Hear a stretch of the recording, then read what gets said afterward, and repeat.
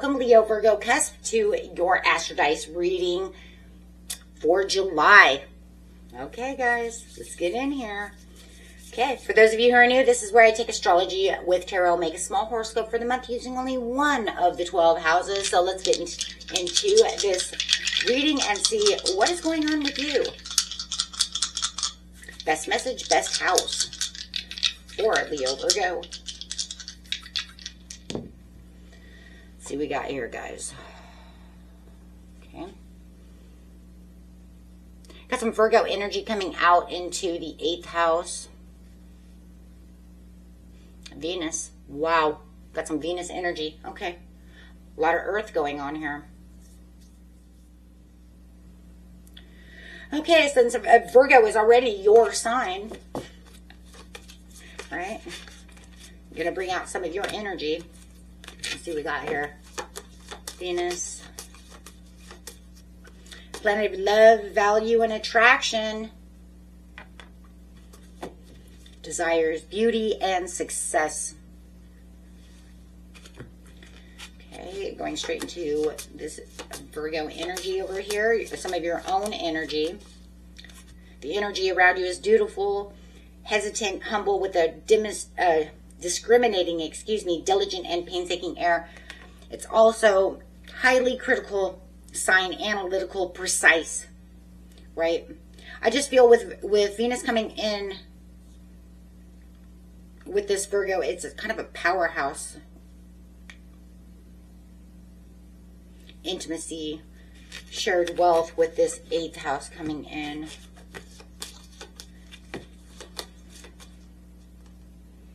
Secrets, transformations, shared resources, intense emotions, right? Okay, guys. So I just feel like right now you're kind of focusing. It almost feels like you're kind of doing an audit over here of your investments, my friends. It's like, okay, I'm over here auditing things.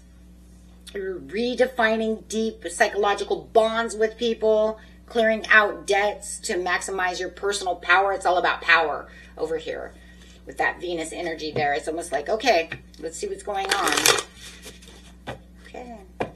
Getting straight into the situation. The situation is taking place in the beginning of the month, the middle of the month, and the end of the month. It's an interesting way of saying I'm auditing. I want to know what's going on. Ooh, Lovers in reverse. 4 of Cups. 6 of Cups. Yeah, you're looking back into the past over here. Oh, I see it now. It feels like there's some kind of intimate partnership that is like so out of sync. It's like where the auditing feels like it's coming out. Like I see it. It's like, okay, but I'm going through the books over here. I'm looking into the past to see what's going on. So that way I can figure out. It's almost like, are you trying to fix this? Or is somebody fixated? The Virgo is a very much of a fixed sign. I like to fix things. I like to look at things. I do like to audit things.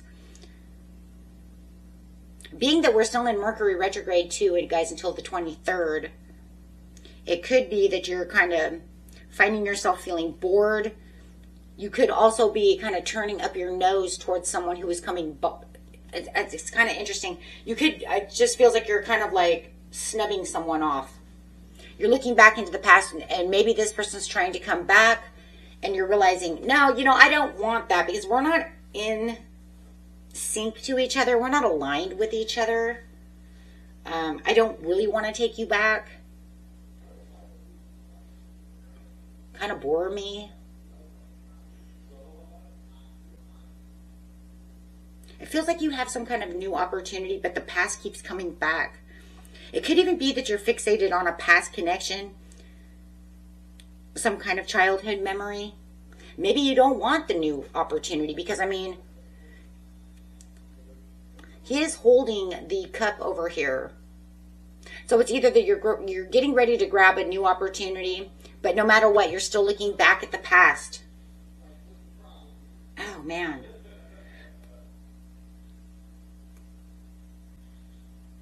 No matter what it is, I still feel like you're fixated on the past no matter what. Maybe you're not taking the new cup because the way somebody treated you.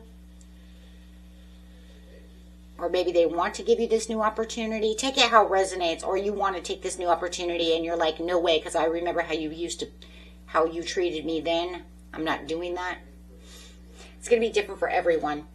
But you're definitely fixated on the Three of Cups from the past, which is either keeping you from it's keeping from new connection, or not taking back their cups of love because you remember how they did you wrong, right? Did you bad. Okay.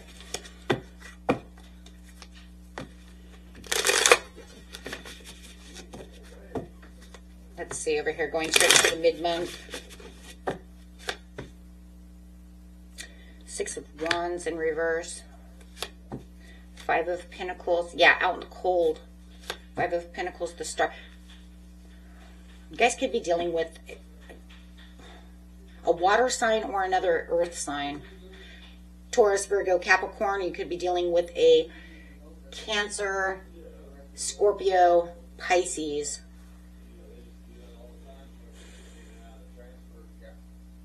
Could even be dealing with Aquarius. I see Aquarius, Gemini, Aries. It just feels like with the Six of Wands is supposed to be this victory, and it just feels like you feel kind of defeated at this time. It's almost like the triggers are so intense and emotional that they're actually giving you kind of this emotional low. But there's this hope, this healing, and this spiritual kind of like serenity that kind of saves you in the end over here. I think there's still some nostalgic feelings going on too. I think you can bring the Six of Cups down here as well, because it's still having kind of this nostalgic feeling of where I need to be for myself.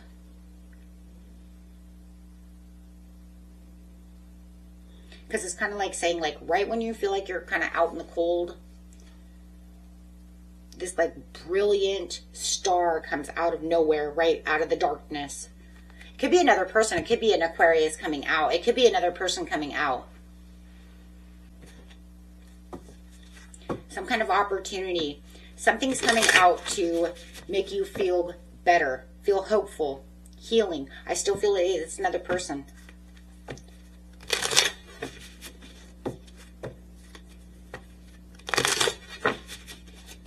It could be your best friend. It could be a love. It could be a family member. It could be anything. It could even be something that, you know, maybe I decide to go do something for myself to make myself look better, feel better, because that Venus is going to come in and bring in that beauty, that success. Maybe you're taking time out for yourself, but something's coming in to turn that all around. It's like from the darkness into the light, but it's this starry, beautiful, right? It's like saving grace feeling. Got the Death card at the end of the month. Five of Cups.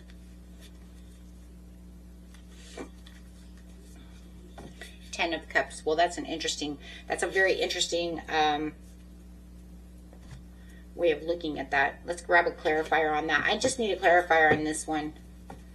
I'm not giving clarifiers to everybody unless I feel they're necessary, but I do feel like I want a clarifier on this one.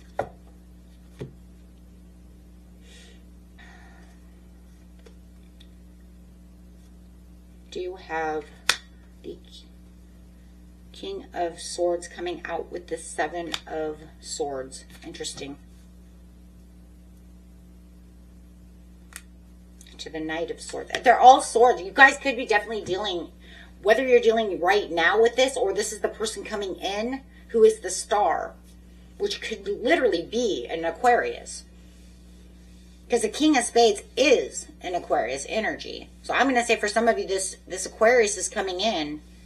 It doesn't have to be, but that's the energy that's coming out at this time. And it's kind of interesting, though, because they're coming in like head over heart, but yet they're like the saving grace. They're like a knight in shining armor in their own way.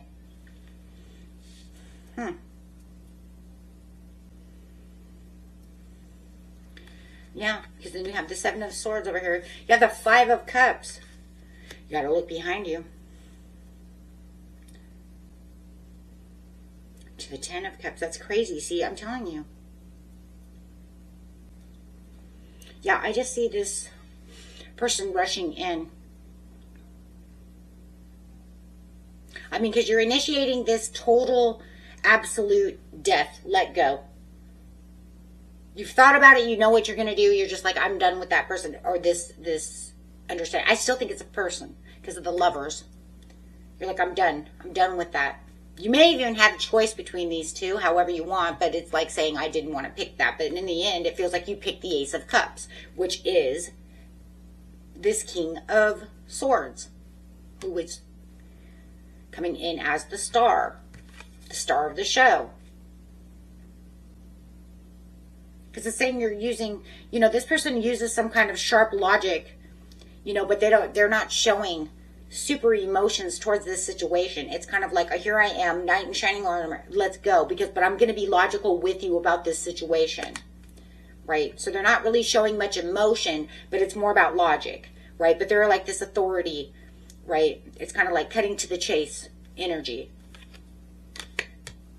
Come on, let's go. Let's do it, right? And you're like, okay, let's go, but I'm happy about doing it because you're getting the Ten of Cups about it. Five of Cups. But you're saying over here, okay, so you're actively walking away from the past regrets, the tears, all of that stuff is gone, right? You're not going to make me feel out in the cold. There is no spilled milk. I can see the Two of Cups behind me, and I'm telling you, the Two Cups behind you is this King of Swords. You're going to cut out anything that wasn't serving you, anything that you felt like this other person was trying to, come back and do around you. There's a lot of intense emotions in the 8th house, but it's not cutting it.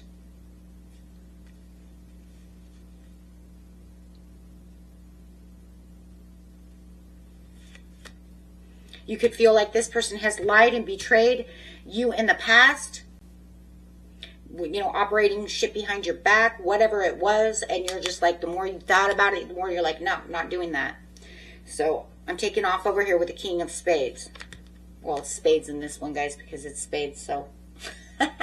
King of Swords, right?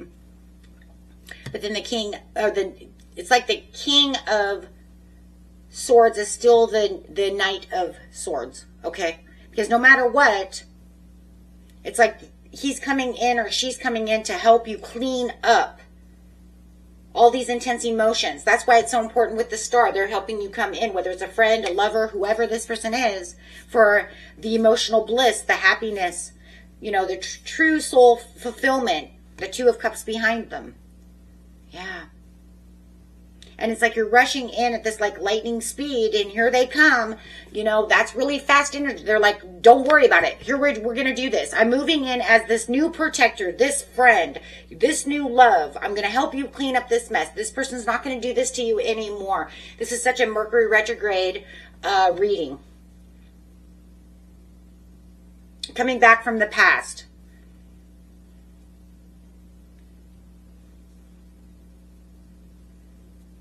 But it's like the universe is instantly rewarding your boundaries, right, by sending this person in to instantly help you with this protection. And, and right now, it doesn't need for this person to be, overly emotional. Whether they're a sword or not, it doesn't matter. You didn't need all of that. You need someone who's brutally honest with you, feeling like a protector, helping you through the situation as your bestie, You see what I'm saying? The shoulder to cry on, however it is, but let's clean up this mess, and I'm going to help you. Yeah. And I mean, this is like the truity. You see what I'm saying? This is where the true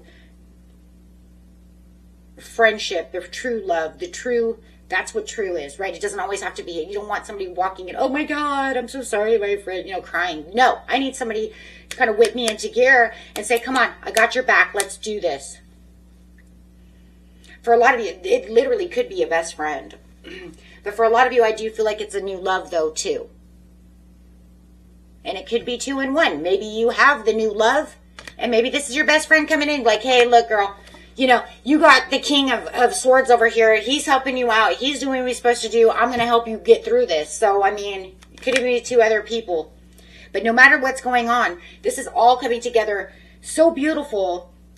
But everything's rushing. That's why, you know, that's why the swords could be here. It's just because it needs to be triggered. The truth needs to come out and it needs to be put back together, right? But there has to be a logic over emotions. Otherwise, we just get lost everywhere, right?